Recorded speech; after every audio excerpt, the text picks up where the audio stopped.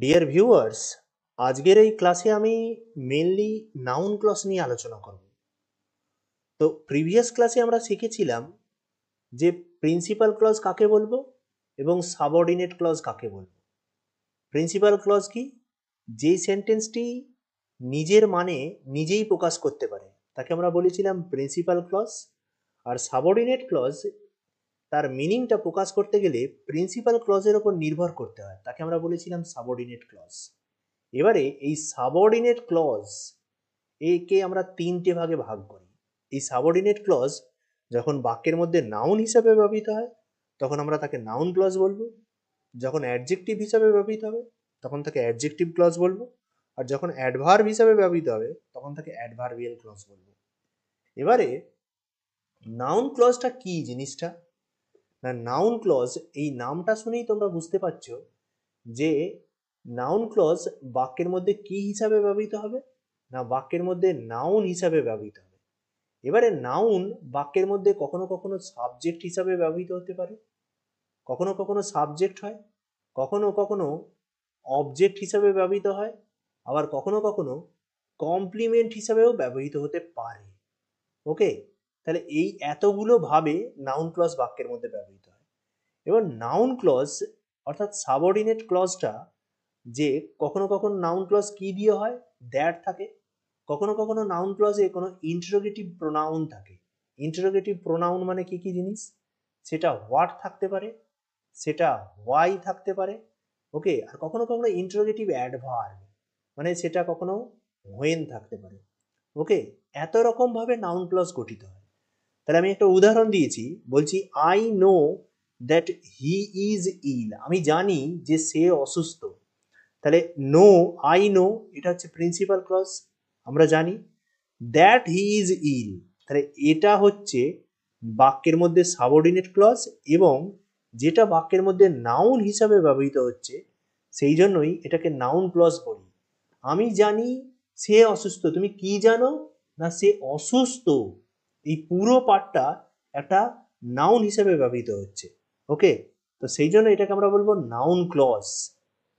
বললাম, আমি একটা উদাহরণ দিলাম, আই নো রাম, আমি রামকে চিনি।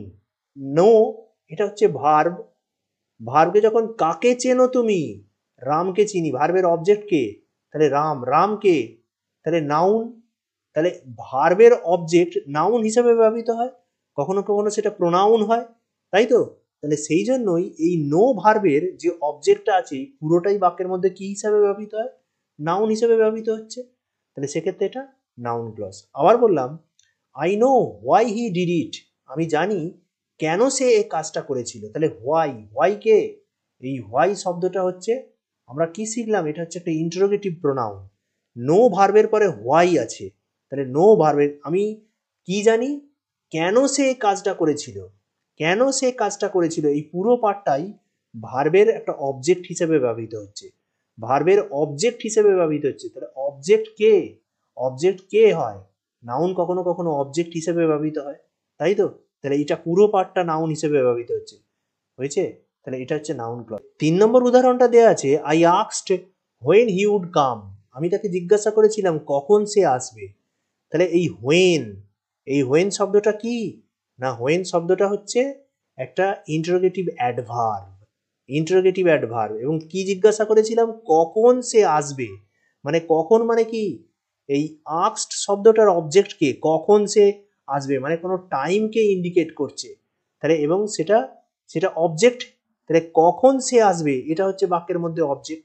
আচ্ছা, অবজেক্ট নাউন কি হিসাবে ব্যবহৃত হয়? নাউন হচ্ছে কখনো কখনো অবজেক্ট হিসাবেও ব্যবহৃত হয়। তো সেই জন্য এটা কি? এটাও হচ্ছে নাউন ক্লজ। তাহলে এগুলো হচ্ছে সবগুলোই নাউন ক্লজের উদাহরণ। এবারে আমরা শিখব নাউন ক্লজ বাক্যের মধ্যে কত রকম ভাবে ব্যবহৃত হয়। প্রথমে আমি কি উদাহরণ দিয়েছি?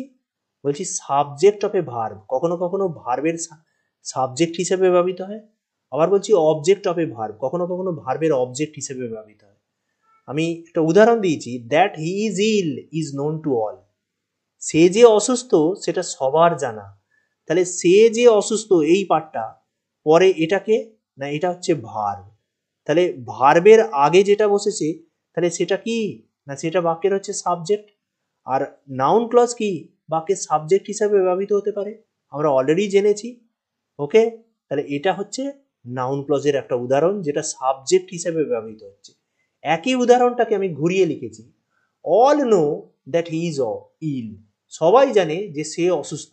তাহলে সবাই কি জানে, যে সে অসুস্থ। তাহলে এই নো, এই যে ভার্বের অবজেক্ট কে, না দ্যাট হি ইজ ইল, এই পার্টটাই এখানে সাবজেক্ট হিসেবে ব্যবহৃত হয়েছে, আর এখানে অবজেক্ট। তাহলে এটা হচ্ছে অবজেক্ট অফ এ ভার্ব, এবং যেটা একটা কোন ক্লজের উদাহরণ, না যেটা একটা নাউন ক্লজের উদাহরণ।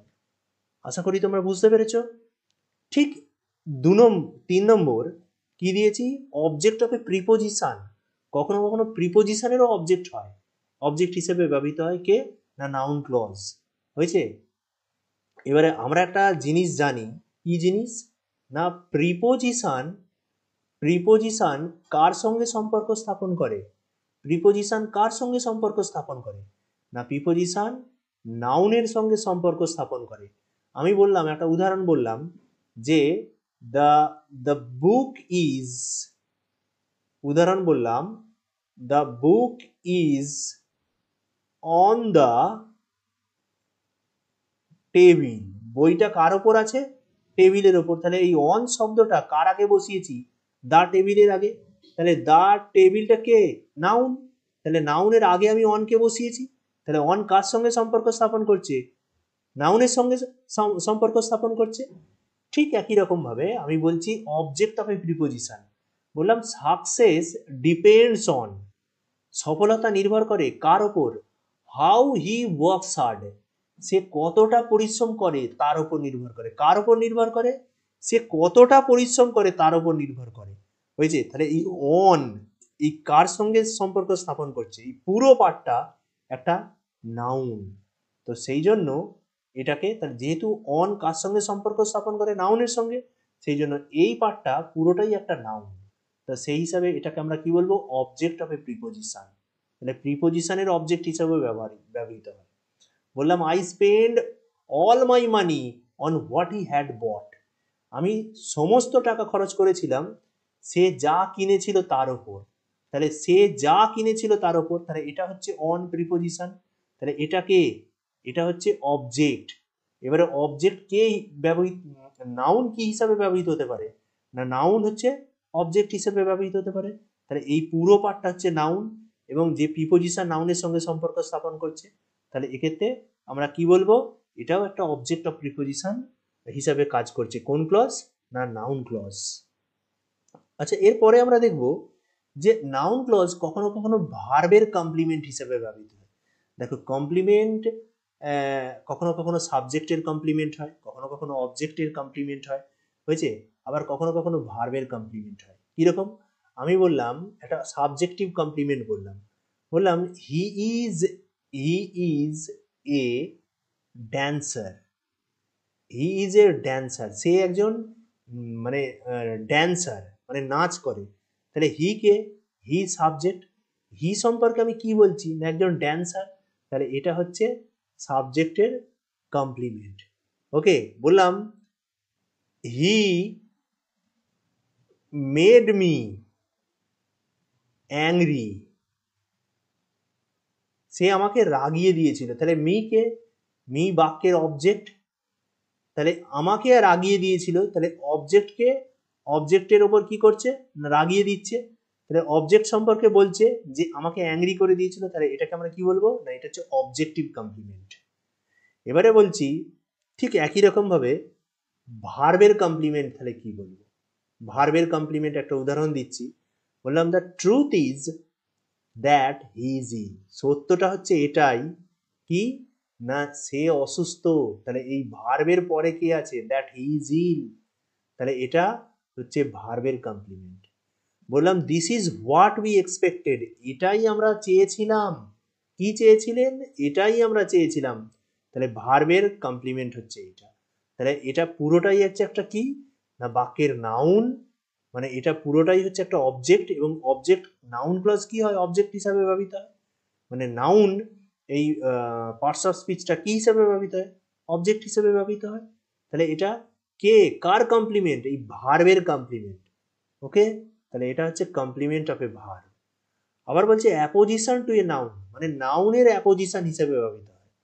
কিরকম না, নাউনকে যখন অন্য কোনো একটা নাউন বর্ণনা করে বা ডেসক্রাইব করে, মানে দুটো নাউন পাশাপাশি বসে একে অপরকে যখন ডেসক্রাইব করে তখন আমরা অ্যাপোজিশন বলে থাকি। বললাম দেয়ার ইজ এ রিউমার, একটা গুজব আছে। কি গুজবটা? That he has got a job, সে একটা কাজ পেয়ে গেছে। তাহলে এই গুজব, এটা কে? এই যে রিউমার, একটা গুজব আছে, এটা হচ্ছে একটা নাউন। এই নাউনটা যে সে একটা কাজ পেয়ে গেছে, এই নাউনকে কি করছে না ডেসক্রাইব করছে। তাহলে দুটো নাউন পাশাপাশি বসছে, তাহলে এটাকেও বলবে। এবং দ্যাট, এটা হচ্ছে সাবঅর্ডিনেট ক্লজ, অবশ্যও এটা একটা নাউন ক্লজ। তাহলে এটাও যেমন নাউন, এটাও তেমন নাউন, তাহলে এটাকে বলবো in apposition to a noun. তাহলে নাউন ক্লজ বাক্যের মধ্যে এতগুলো ভাবে ব্যবহৃত হয়, এবং যেটা তোমাকে জানতেই হবে। কারণ এটা যদি জানো, তাহলে যে কোনো উপায়ে কোনো সেন্টেন্সকে তুমি কি করতে পারবে?